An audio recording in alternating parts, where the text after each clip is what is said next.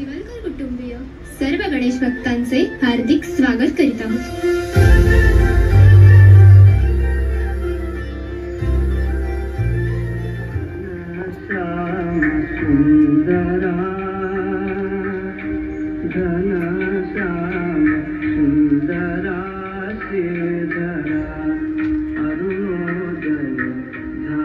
पूर्वीचा काळ आठवा। पूर्वीचा प्रवास बघा ना कसा होता। पायी चालणारी माणसे होती, म्हणजे आपण चालत प्रवास करत होतो। नंतर बैलगाडी आली।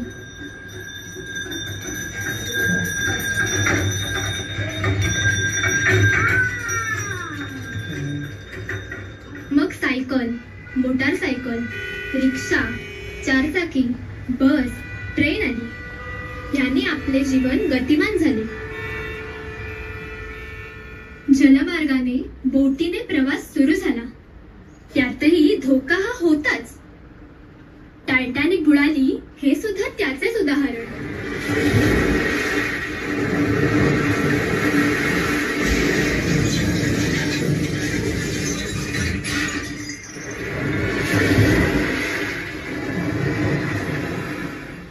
आपणच आपल्या जीवनामध्ये एवढे टप्पे तयार केले आहेत की आता आपल्यालाच त्याचा धोका निर्माण झाला आहे। कमी वेळामध्ये जास्तीत जास्त अंतर कापण्यात कुठेतरी आपण आपल्या आयुष्यातलं अंतर कापून बसलो आहे का?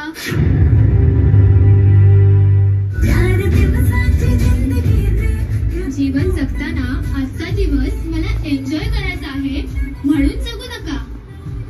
जीवन ही एन्जॉय करायची गोष्ट नाही, तर ती जगायची गोष्ट आहे।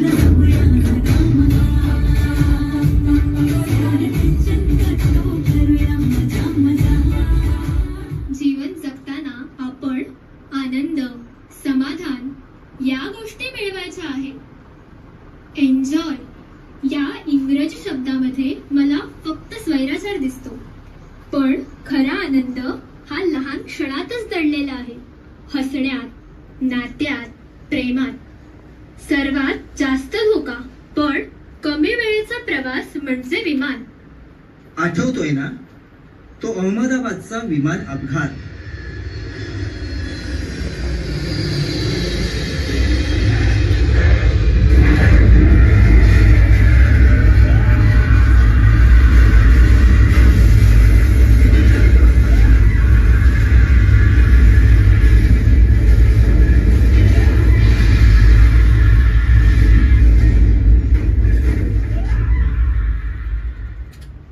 कित्येक निरपराध माणसांचा बळी गेला।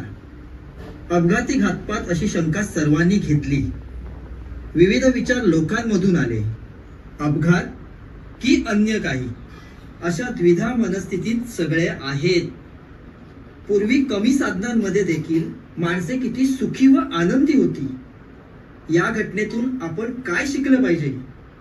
आपण घरातून बाहेर पडताना नवे घरात सुद्धा आपण अनेक गोष्टी निर्माण करून ठेवल्या आहेत की ज्यामध्ये धोका आहे। म्हणून एन्जॉय हा शब्द नष्ट करण्याची गरज आहे। मातृभाषेला प्राधान्य द्या। मातृ म्हणजे आई। मातेला जपा। माते समान असणाऱ्या मातृभाषेला जपा।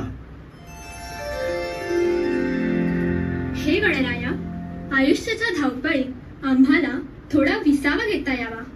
लहान लहान क्षणांचा आनंद जपता यावा आणि कुटुंबासोबत खरंच सुख अनुभवता यावं, हीच तुझ्या चरणी प्रार्थना। साधने बदलली, वेग वाढला, पण सत्य मात्र कधीच बदलत नाही, कारण जीवन हे क्षणभंगुर आहे।